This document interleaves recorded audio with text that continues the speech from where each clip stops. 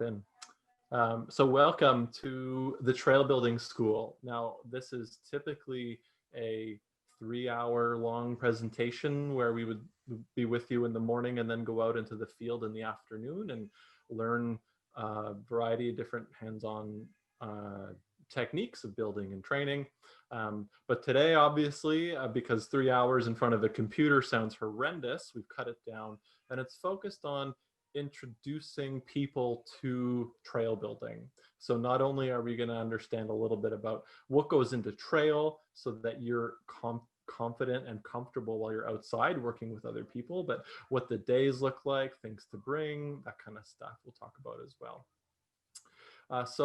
This is what we would normally cover, this kind of extensive amount, but we're going to focus really a little on trail theory and the essential elements of trails, and then we'll talk about maintenance at the end. So it's completely shortened. And while we're talking about trails, it's important to remember the reason we're building trails, and that's for people.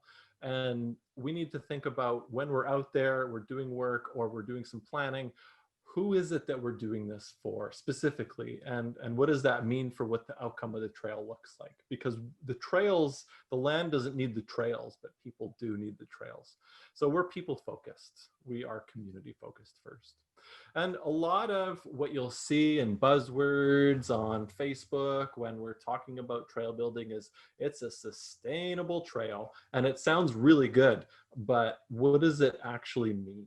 It's really important to understand that two trails in the same spot can be totally different, but they can be both sustainable, but for different reasons. So the three main reasons: we want to protect the environment, we want to meet user needs, and we want overall less maintenance. We call this managerial sustainability. But it looks something like this. We're balancing these three main components on the trail work that we're doing. Physical sustainability is our trail going to hold up over time? Is it going to withstand the rain that we get? Is the soil types that we have going to sustain the way people use it? Social would be, does it fit with how people want to use it? How are people enjoying it? What is the experience level of the local community? That can play a big role into what kinds of trails we should be building and maintaining. And then managerial. Now, this is kind of capital M if you're a land manager like Parks Canada or the province or Saskatchewan Parks. This is what you're thinking about. Do I have enough staff to maintain this? But also, do I have the expertise? Do I have the skills to be able to maintain trails in how they're actually going to be used? And this can change based on way more than just the terrain that we're in, but the type of management agency and whether they feel like being progressive or not. Erosion is the biggest challenge that we have on trails, and erosion gets a really bad rap. We got to stop erosion. We're preventing it from happening. That would be kind of old school way of thinking about how we're going to manage the land. And it's totally naive to think we're going to stop the erosion, because look how powerful it is. And really look how incredibly beautiful this landscape that erosion has created. So erosion is just a fact of life on trails. It's happening, and we don't stop it. We plan for it. We try to understand and anticipate. It happens in three main stages. I'm not really worried about that. Just know that we try to keep it sheeting instead of forming these channels. We want it to be hugging the landscape rather than carving trenches into it. And luckily, the biggest challenge of erosion on our trails is caused from water, and water-based erosion is relatively easy to predict. All water always goes downhill. It increases with erosion increases with more water or faster water. Changes in the direction that water have on our trail lead to issues. So we'll have water stopping, and when water stops, it drops its sediment load, and you end up filling in a drain or clogging a culvert, and that's an issue. So we try to think about this. And surface tension. Surface tension is what makes it okay. Surface tension is what enables water to sheet across the land, which is what we're looking for. And we'll discuss a few terms as well that you might hear when we're out building trails. Fall line is the steepest route of descent down a slope. Water always goes in this direction, and it will always prefer a fall line trail. So you can see there's these big rocks that have been planted here, and that's because the water would normally take this route and we would lose the trail completely. So the water is there to protect the trail surface from water and from users who are breaking down there. This is my wife, by the way. And versus contour. So these are the types of trails that we try to build. They're erosion resistant and low maintenance, and they keep people on the trail. And this is really key right here. It's very important that we keep people on the trail. That's how we ensure long-term use and minimal maintenance on our trail overall. And we don't just build kind of flat along the contour. We put these little humps and undulations, and this is more accurately known as a rolling contour trail. And these low spots in the trail they force water to go off. So the water can't keep going because it's coming down this hill, and then it just can't go any further this way. So it comes off the trail. And the more we do that, the more often we get water off the trail, the better off we're going to be, the less issues we're going to have with erosion and other issues happening on our trail. And these are also really fun. They kind of feel like a little roller coaster, and you can get a nice rhythm going too. So that can be really enjoyable. And sometimes the differences are marginal. So when I say fall line trail, maybe people are picturing some kind of really nasty, really eroded section, and that's not necessarily the case. This is kind of a typical Eastern Canada style hardwood forest, and we've got some sort of low level vegetation and some trees with a clear and open understory. So you can kind of see everything. And here we've got this trail, it's going straight downhill, and we've got water, and it appears to be going this way, and these roots are poking out. And mountain bikers are really funny. We will often say things like, oh, I like the hard technical trails. And then you watch someone who says that and they ride this, they're actually going to go here. They're not going to go here unless you tell them you're watching and judging them, and then they'll go this way. But that's because our brain tells us to follow the line, and understanding that can lead to knowing why, okay, erosion has moved the soil from our roots and people subconsciously move over here. So what's going to keep happening is our trail is going to expand. It's going to go this way, and then maybe that's going to erode too. So contour trails, they manage water a little bit better, and they prevent these kinds of things from happening. So water goes off the trail, there's no erosion happening, and here we have like an intermediate beginner level piece of single track, and it's going to require less maintenance in the long run, which is good. And some people that are more on the extreme end of the spectrum might see this trail and think that it's not for them because it's not really technically challenging.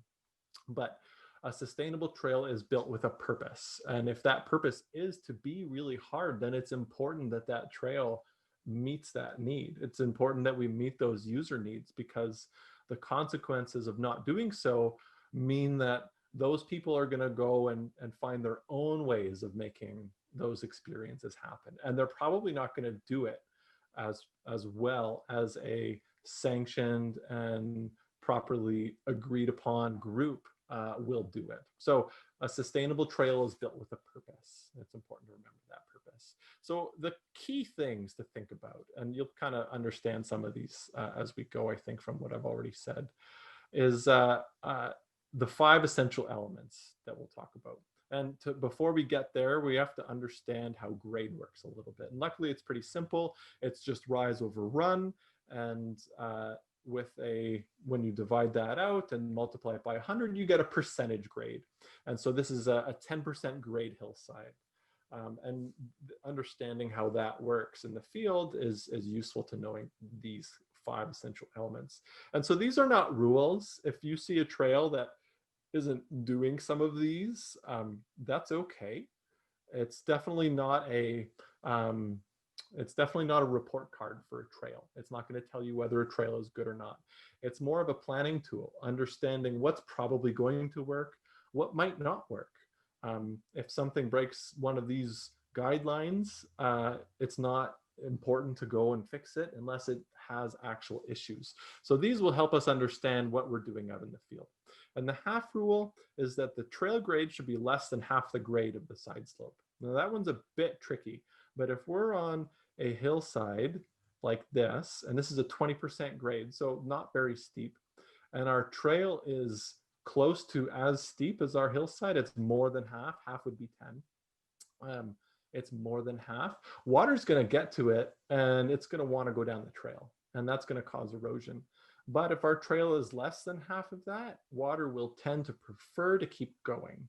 And what we're doing when we build a trail is we take all the vegetation out and we harden it up, so that's even easier for water to go down. So this is the half rule. And this doesn't happen in the maintenance phase, although we might do reroutes in order to make a trail fit. We close a little bit of old trail and open some new trail. So half rule is important for that.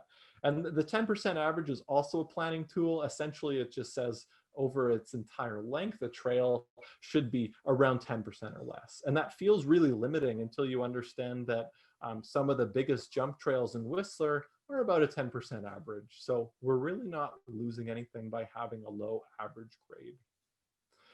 This is the maximum sustainable grade. And really, it's important to understand the soils that we're working with. And this is one of the big challenges in working in the prairies, is that the type of soil that's there is really, really good for holding moisture, which is absolutely great if what you're into is agriculture. If what you're into is trails, then we got to problem solve a little bit, because that soil that is typically in the prairies has the ability to hold a lot of soil for a long period of time, or sorry, hold a lot of moisture for a long period of time.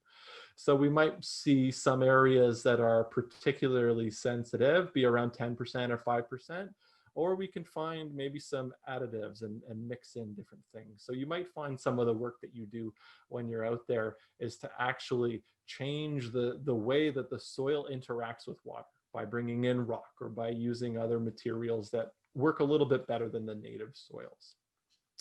Grade reversals is a low spot in the trail, and this is a really big one. We're going to talk a lot about this when we get to the maintenance portion of the presentation.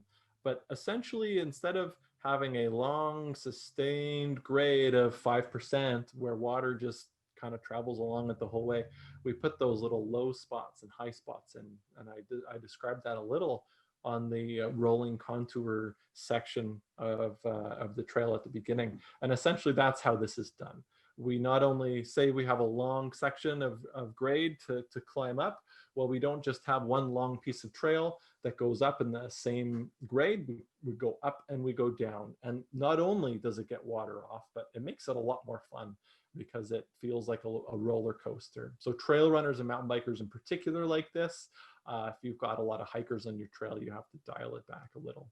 And finally, outslope. This essentially is make sure water can get off your trail. But for very soil heavy trails, this is a 5% outslope. So really, really small, that just encourages water. It gets onto the trail and it just says, I'm going to keep going this way and I'm going to go off the edge over here. So outslope is key. And this is a very common tool to use when doing maintenance. In fact, when you're next out on a bike on the trails, look for sections that don't have this, that are flat, and you'll often find little ruts that form because the water sits there and then a rider goes over it and then the dirt goes flying, and we end up with these little trenches. And you can just take a Pulaski and kind of carve that off, and it helps to encourage the water to drain. So those are the 5 key things. And I wouldn't really worry too much about knowing any one of them intuitively, because when we get out into the field,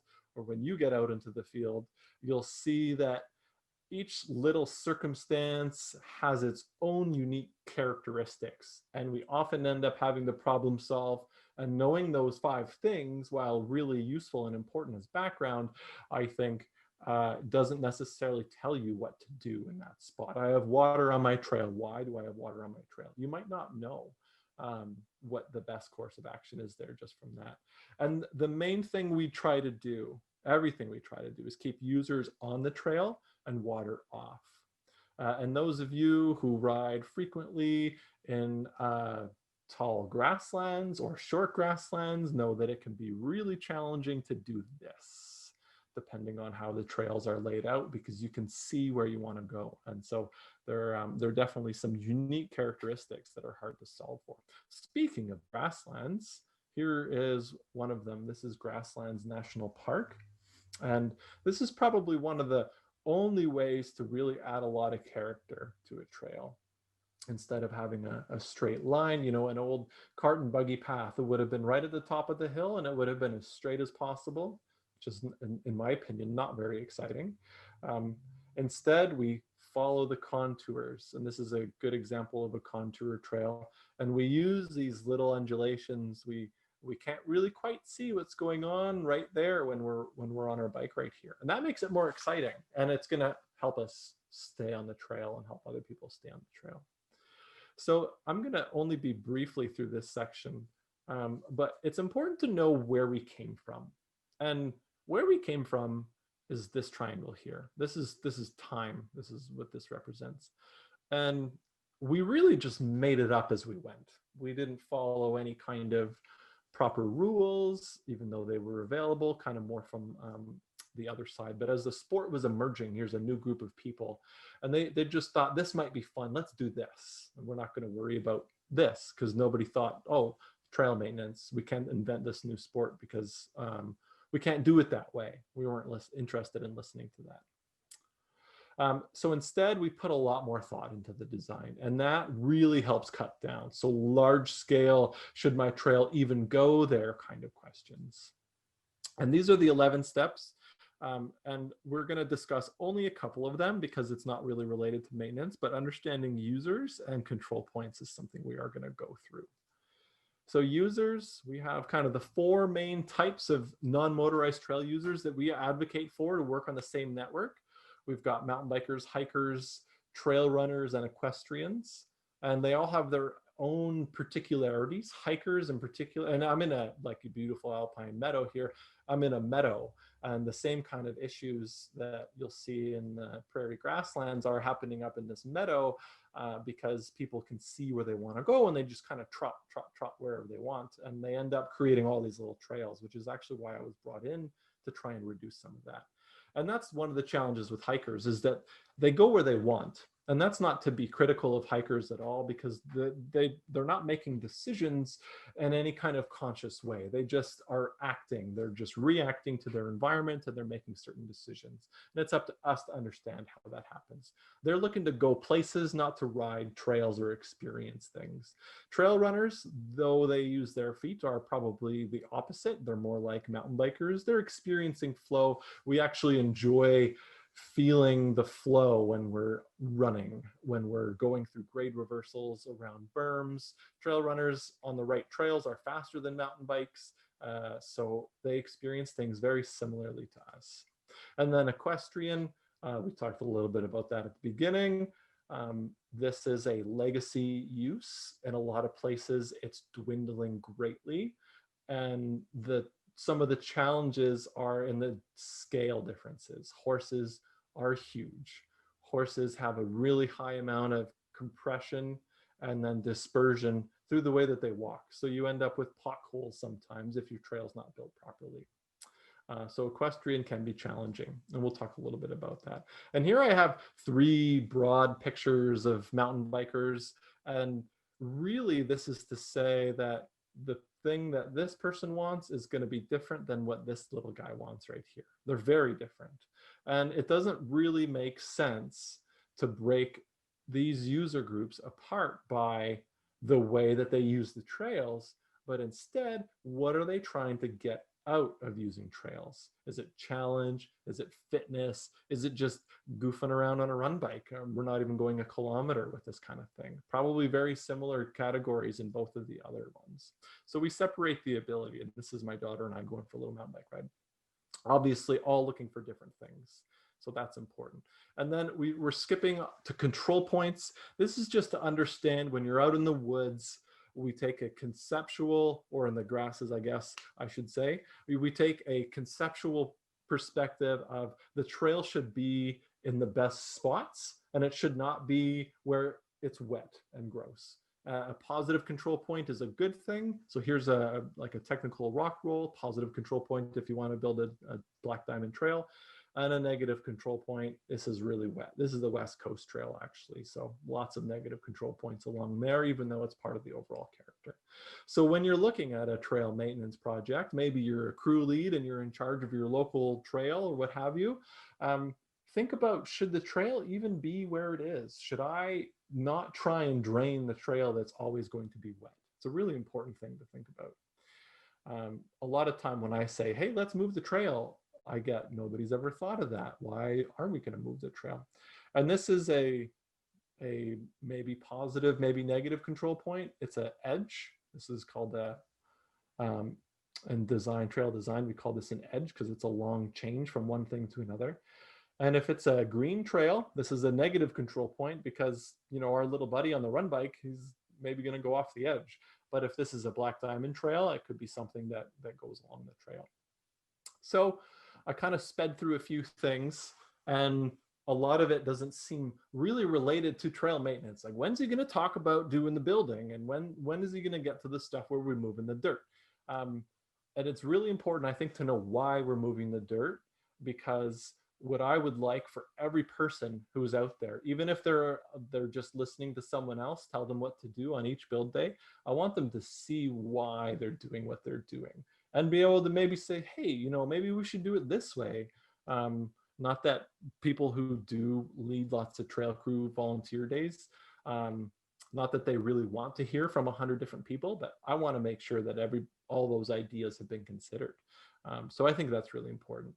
And when we talk about maintenance, we're kind of talking about a few main things. It's almost always these main categories. We have clearing the corridor, we have draining the trail, we have armoring the trail, we have closing the trail. Sometimes we restore the tread surface, and that can be kind of a variety of these categories, and that only works when you've got good soil. But these are the main things. So corridor clearing, it varies depending on where you are. Obviously, there's not a ton of corridor clearing to do if you're in a prairie grassland, but of course, you also have tons of really tightly vegetated river valley corridors that are growing up on the north sides and the shaded areas. So we do have lots of corridor clearing to do in Saskatchewan and in the prairies generally. And it's important to get right. We want to know about the tree canopy generally. How much are we clearing? Are we introducing new light into the forest floor? And then sight lines. How far can we see and how far should we see? But drainage. So this is what happens on our trails almost all of the time, no matter what, no matter how sustainable. And what's happening is the soil that was once here is now somewhere else. And it can be from a variety of reasons. It could be because water's flowing down the trail. It could be because people are skidding this way. It could be because the soils aren't very good. And when somebody rides over it, when it's wet, it ends up getting these little, oh my gosh, I'm not thinking of the right words, but little ditches, little ruts. My goodness, I couldn't find that word. We get these little ruts in the middle. And especially if you've got a heavy clay soil, in particular, I'm thinking of some trail build I did recently in Medicine Hat, where they had essentially this range of a variety of soil types, and then boom, it's 100% clay, and you couldn't even walk on it because it was so slippery. Those are the kinds of things that are going to cause this to happen. And here's an example of fixing that. You can't really tell because it's pretty subtle, but essentially we're just taking our Pulaski and we're just going to slice it off like this. So we're going to stand here on the bottom side with the tool choked up in our hands, and then we're going to slice at the bottom right here. And this is one of the easiest things to do. You can go out and just kind of work away. You can see here, we've got, this is the trail proper here. And then all down here, you can see, and I left it fresh because I wanted to take this picture and see how much dirt we moved. We were digging all along in here. And that's because we don't want just the water off a little bit. We want it way off over here. So we moved a lot of soil, and then once we're done, we're going to revegetate this. We already have revegetated this whole area right here. So this is a really simple thing to do. We're not actually changing the trail tread. We're just changing kind of the low side, just right here. Yeah, just like this. Sometimes the water doesn't really want to leave the trail, and that happens from a variety of reasons. Maybe there's lots of rocks or little roots kind of going on in the trail, and we need a way to get the water off. And we build what's called a nick, and a nick is a large contact lens shaped profile. So you can see it's really big. It's 1 to 2.5 to 3 meters or so, and it's much steeper than the rest of the hillside. So back, or rather than the rest of the trail. So back here, we're reestablishing that 5% outslope. That's what we talked about at the beginning with the elements. But here, we're going much steeper. This is 15%. So not only water's gonna come over here and it's gonna hit the nick, and it's actually gonna speed up and hopefully take any leaf litter or anything else with it. And I have a picture here. So this is in a forest with a lot of dense leaf litter that falls. And so all that leaf litter kind of just sits on the trail and it just gets soggy. And over time, then you have to remove that. And so here's a good example of that. This is 15%. So this is what the original trail would have, or this would have been flat. This is 15% down here like this. And it's 1 or 2 people working on the bottom side. This is the whole area that we're going to move there. And that's going to mean that the water is going to hit it and speed off and hopefully remove any of those pine needles that are there. So you can see my buddy here, he's standing on the low side and he's got his hands kind of really close to the end of his tool. That's a really good way to get close and precise. And here's another tool. This is a McLeod, and it's got a tines on one side and a sharp blade on the other. So it's good for loosening up roots on that side. And then on this side, you can sculpt it. You can sculpt the outslope. And then you can see here that's got a little bit of an angle. This is how you know you've got a good slope. As you put your McLeod down, and then you want to just line up the top to the outside. This is about 5%. So if we're over here more, it could be more like 10 or 15%, like our nick should be. And so this needs to be done more. We haven't really done enough along here, and that's why this picture is taken now. I know, okay, I have to keep going, and I kind of broadcast all my soil down there. So sometimes we want to actually get water off those features when we're building trail or when we're maintaining trail that's on a grade. And water, if it was on a grade and it was coming down into our nick, it might just decide, okay, well, I'm going to keep going this way. See you guys. And then you're not really solving your problem. So how do we get the water off the trail? Well, we build our nick just like this, just like in the last stage. And then we take all that material and we pile it up on the low side. Now this is big. This is really, really long. And that's important that it's not one little abrupt pile of dirt in this spot. Otherwise, it's just going to erode. And then it's not really functioning anymore. And what happens is water comes into our rolling grade dip and it hits this and it goes like that. And it goes out of the rolling grade dip. And this prevents the water from going that way. And those of you that have been on different trails, or maybe you were working on trails back in the day, you've heard of the term water bar. And water bars don't work. Well, they do work for about 2 weeks and then they stop working. So unless you're going to go out every 2 weeks to fix them, I would suggest we're working with rolling grade dips. And the reason rolling grade dips work better is the water comes in, and instead of slamming into a big piece of wood, slowing down and then dropping its sediment load and then going off, it turns off and actually speeds up, and it grabs more of the dirt and takes more of it with it. So that's why the rolling grade dip is better. And so we've got our nick with our 15% max, and then our outslope ramp. This is at 5%. This is not a big one.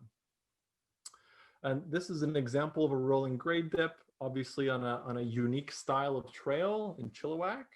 And these were built not only to ensure that water that was coming down here didn't keep going and erode our trail.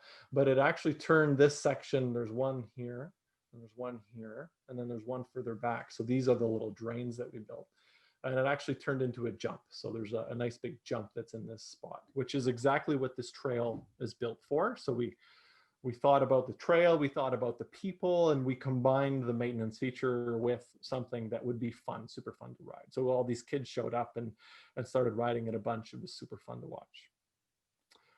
So this is how we kind of combine a few things. And these will also help slow people down, because if you have the skill to ride it, you're not going to hit your brakes. So actually the people who are skilled are not going to touch their brakes and slow down, but the people who are unsure of themselves, they're going to look at that and maybe be a bit cautious. So it's also a good tool to slowing people down.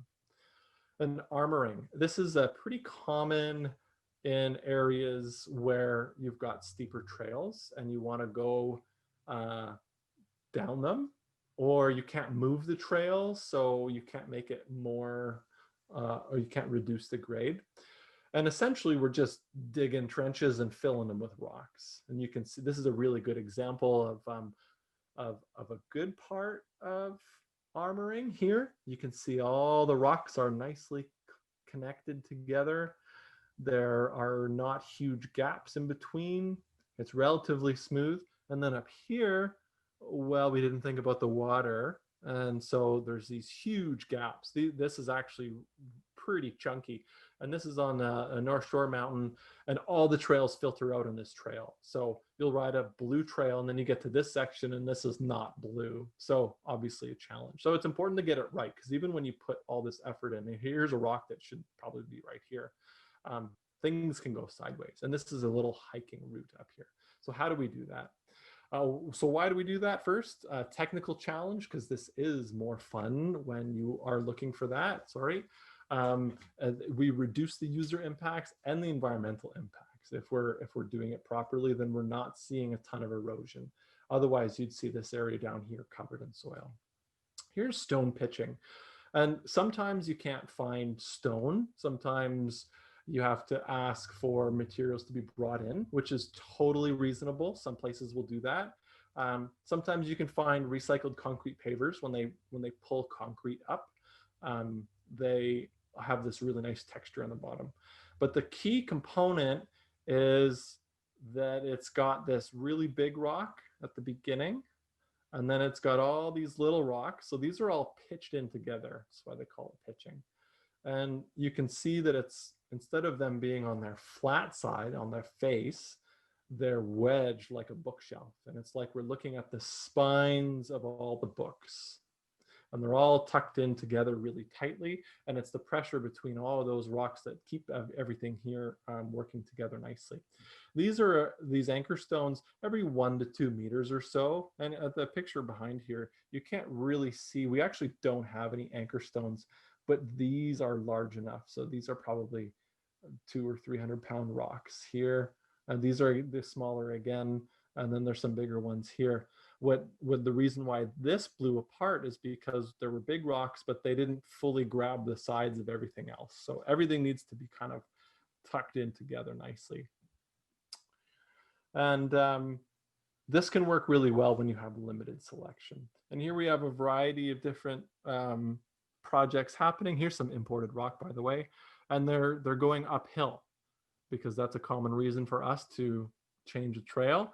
And they started at the bottom and worked their way up, because if you started at the top and went down, then your rocks were going to fall away with gravity, and you want everything to link in together. Notice that there's 2 people working on this project. A lot of people love rock. They'll get in, they want to just like, you know, someone gets bullied out of the way because somebody else likes rock more. And it's really important to maintain somebody in charge of the rock project. And that person should be focused as much on safety as they are on how the rock projects look in the end. So here's somebody, I think this is the person who was one of the helpers, and this person was in charge. He's setting up the anchor rocks. We don't really have one that's big enough here. And then this guy, he's just bringing all of the rocks and trying to fit the right ones in there. And maybe he's going up the hill there to get some more. You see a little hammer in there. None of these guys have safety glasses, by the way, which is unfortunate. And not only are we like adding rock and making sure the joints are tight, we're also finding little bits of rock, and we're using our Pulaski to excavate underneath. So we're actually building quite a trench to do this. And here's another example. This is Crothers Woods in Toronto. Very, very poor soils, very heavily clay-based, which is challenging and really smooth. So we built this just to add some technicality. And this is paving concrete from a sidewalk that was flipped up and over. And this is the texture that you get. And we left it kind of angular and chunky on purpose to make sure that it was technically challenging. So this is what the final product can look like when you're stone pitching.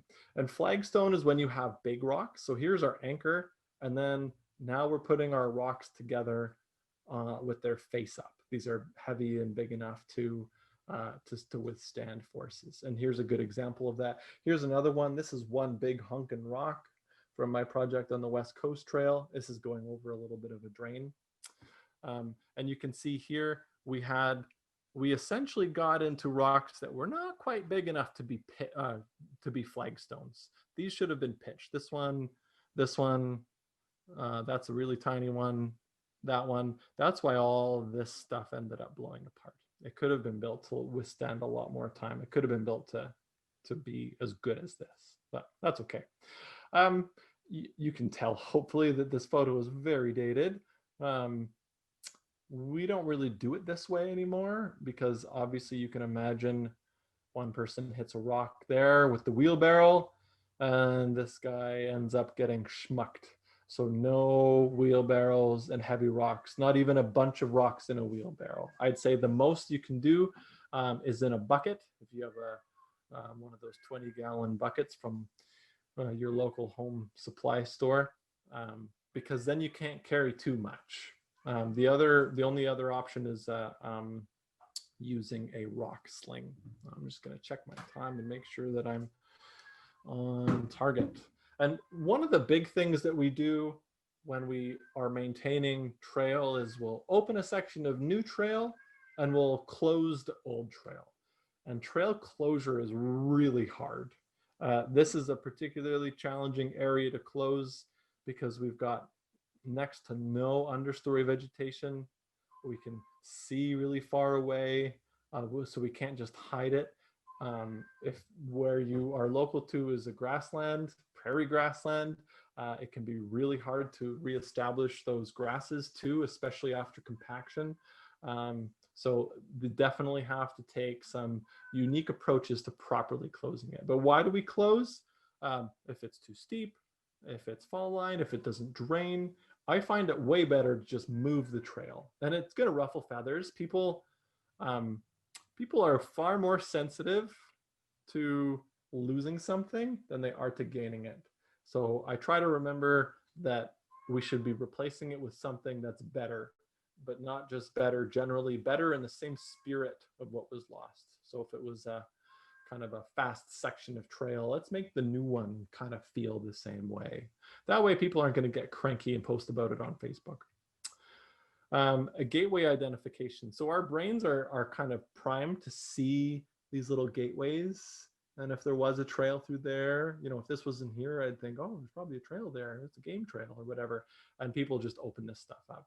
And lastly, one of the things that's particularly sensitive in various parts of Canada, BC in particular, Quebec, and Eastern Canada, actually, this idea of I built this trail back in the day, therefore you can't do anything on it. But meanwhile, it's probably like in a provincial park or on Crown land or unceded territories. So this idea of ownership, that somebody has ownership of the trail, isn't there. But we should be trying to find those people and just having a conversation ahead of time, like, hey, we're gonna be in your area and let's work together. So rehabilitation is what we do when we close a trail, and our goal is complete restoration.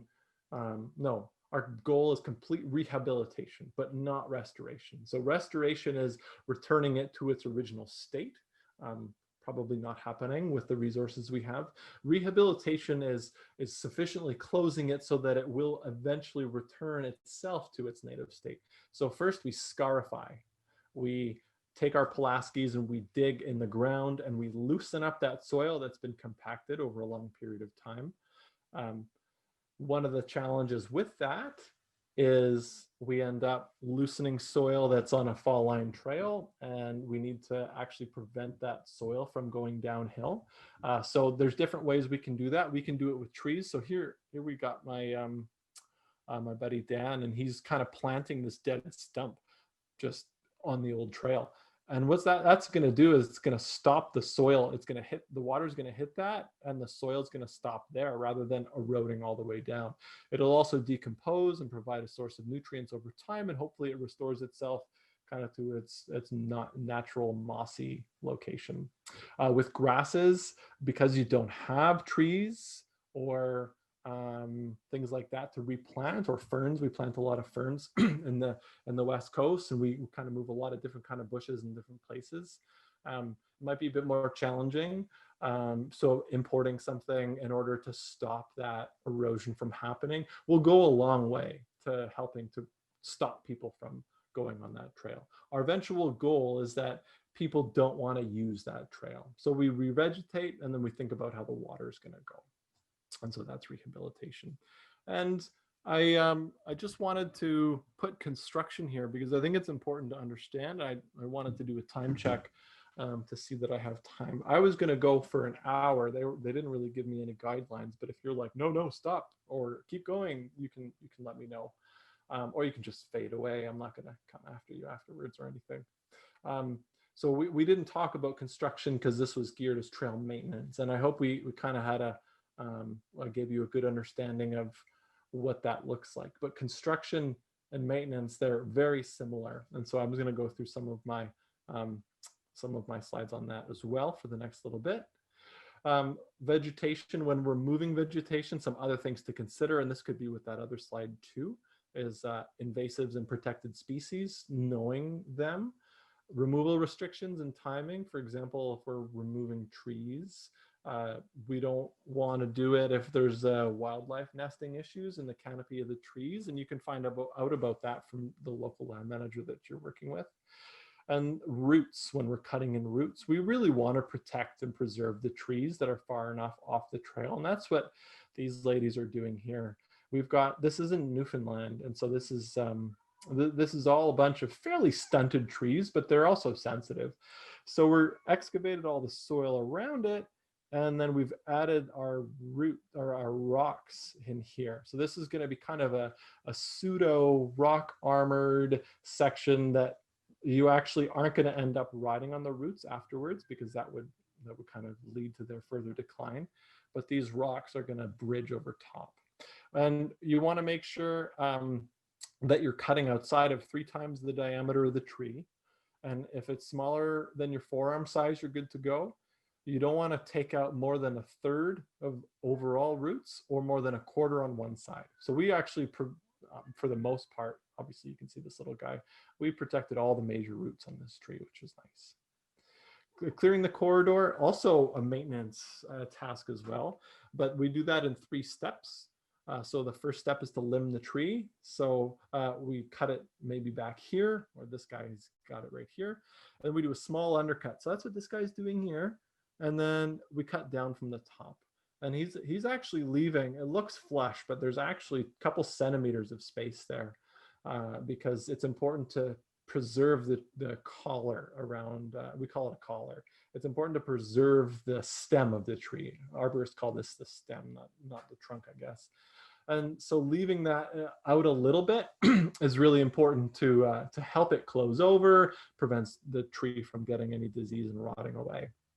And another thing to note, sometimes you kind of get, you give a pair of loppers to somebody and they reach in as far as they can, but you know, there's branches in their face, they're squinting, they're closing their eyes, and they're kind of like, what they end up doing is cutting these little spears on trees at around a 45-degree angle. So if you fall on this freshly cut tree limb, well, you're going to end up spearing yourself. So that's not what we want. So if you can't access the area near the stem of the tree right away, just cut it here and then come in. And the same goes with saplings. I can't tell you the number of times that I've seen somebody come along and they took their pair of loppers and just flush cut it right there at the bottom. And then 2 months later, you've got a petal height object that's hard to see, poking right out of the ground.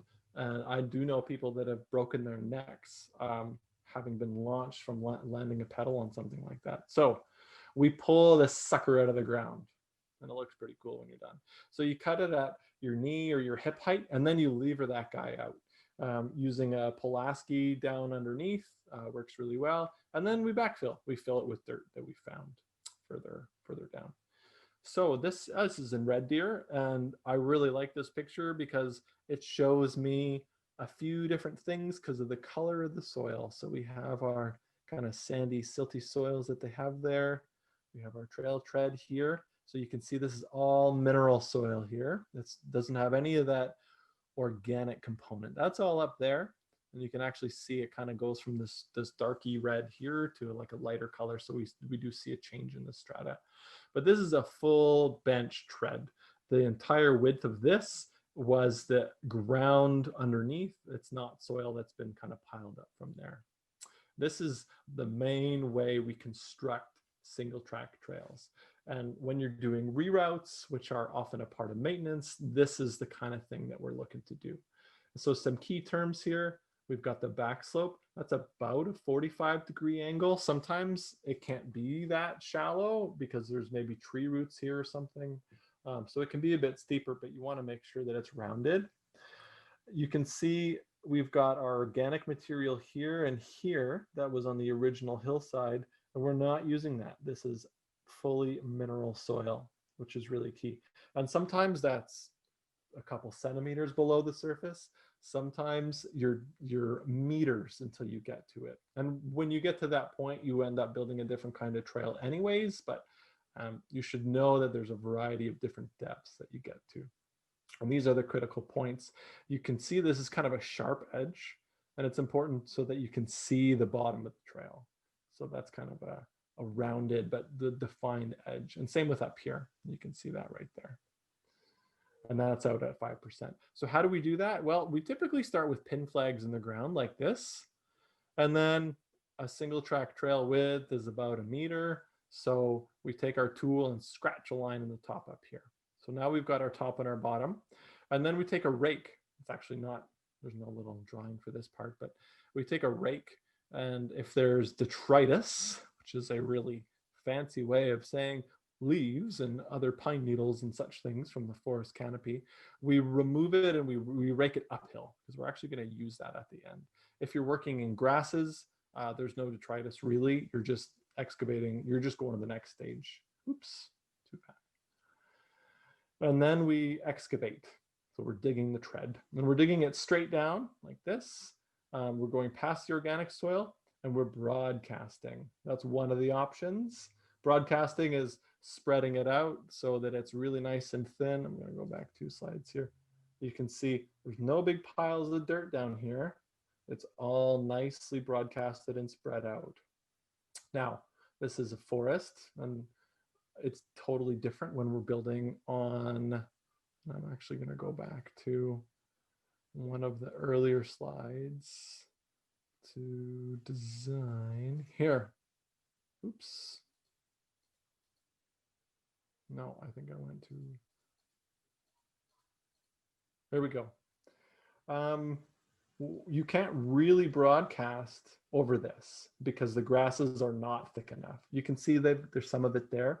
So instead, we excavate and we excavate sideways and we carry it out in buckets, not very far. We kind of find a designated spot to put it. You can use buckets, you can use tarps. There's a variety of ways to do it. It takes more time, but the results in the grassland situation are far better. You end up with really nice finished product. So especially if you have any groups that are antagonistic to trail development happening in the grasslands. I have worked with a few grasslands naturalist groups and presented to them, and they got it, but not everybody does. It can go a long way if you're able to do that.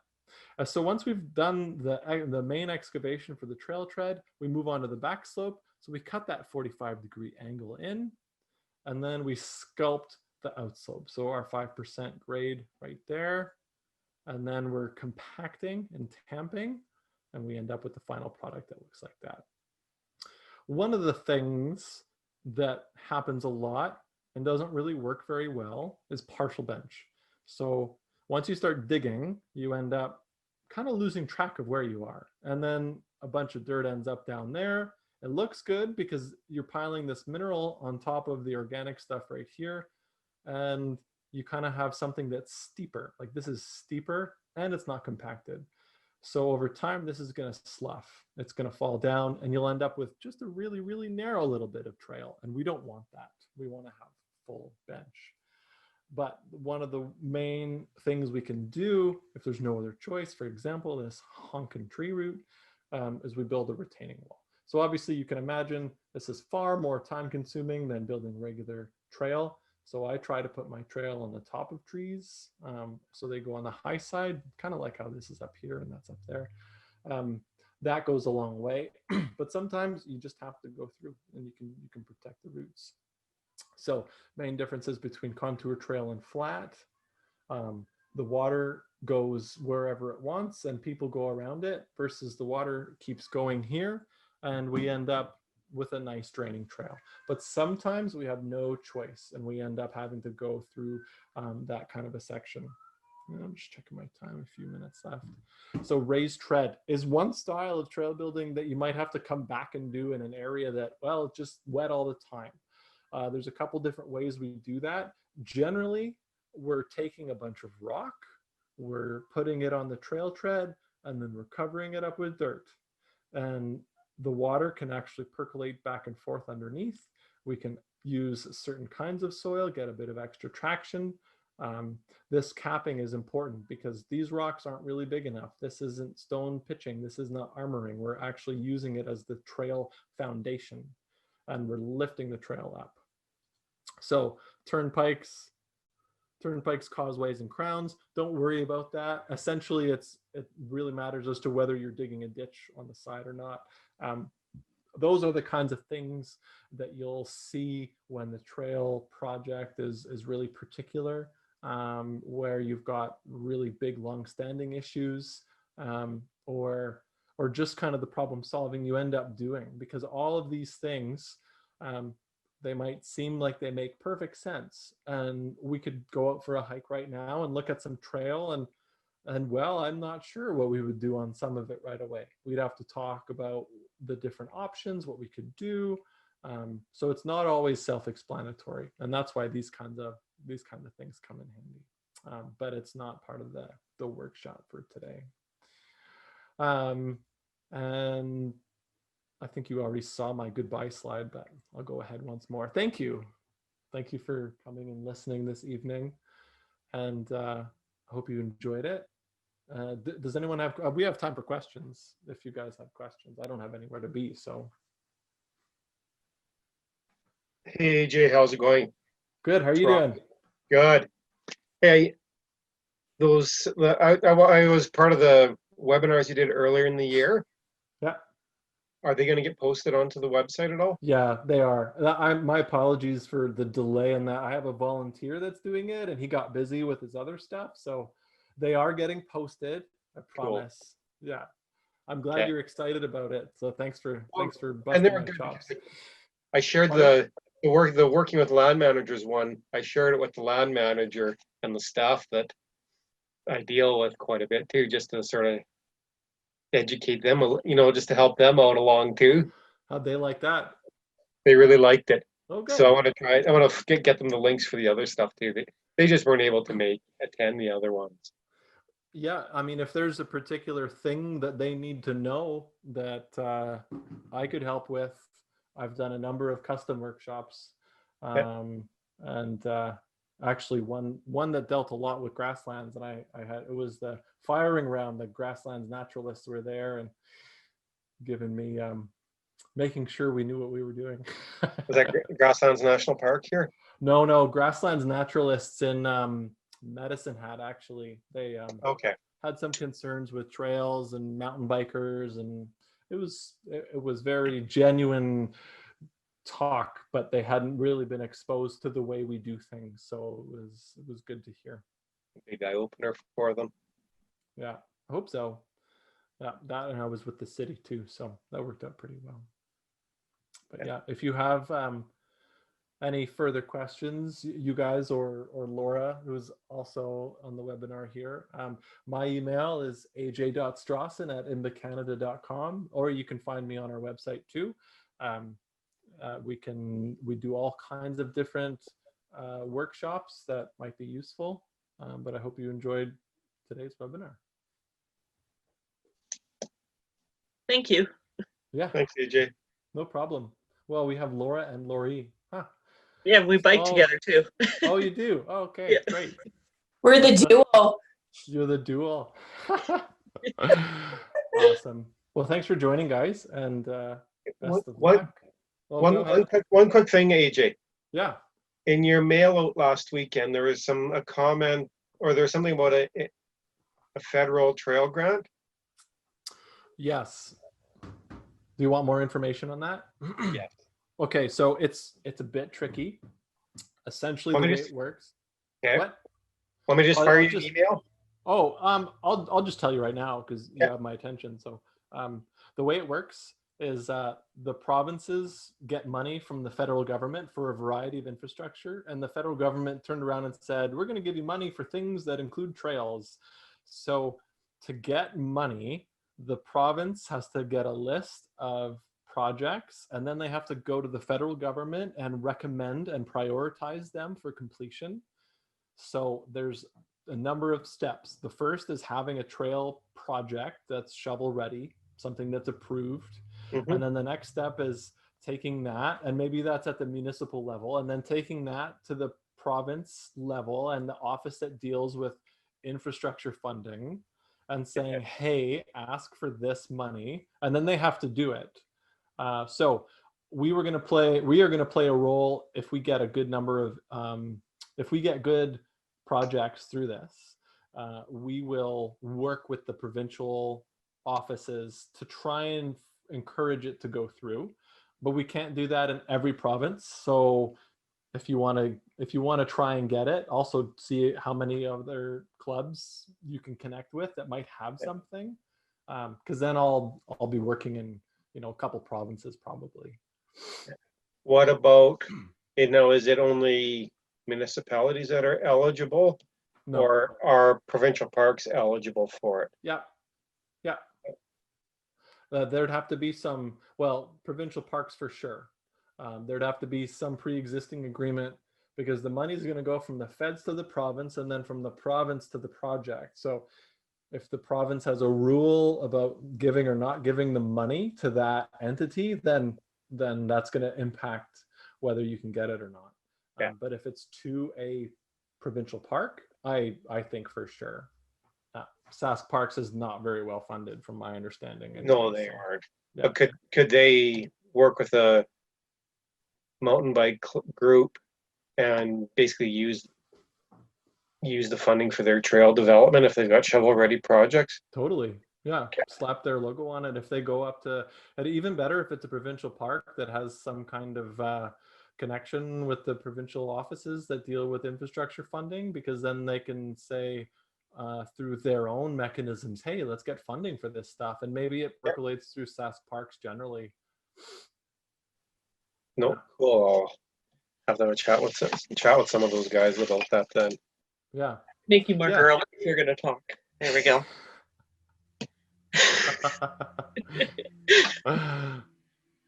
Cool. Although with all this hair.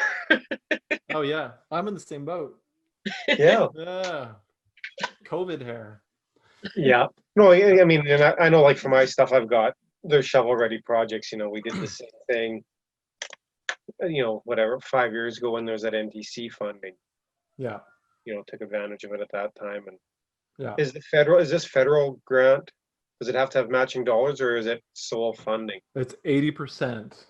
80%? Okay. Yeah. So it's high enough that you shouldn't really have any issues. No, because in kind would count for your 20%. Yeah, easily. So yeah, so if you can really, the reason I put that form on there is I want a list of the things so that I can prioritize this. I'm not sending anything to the federal government directly. Okay.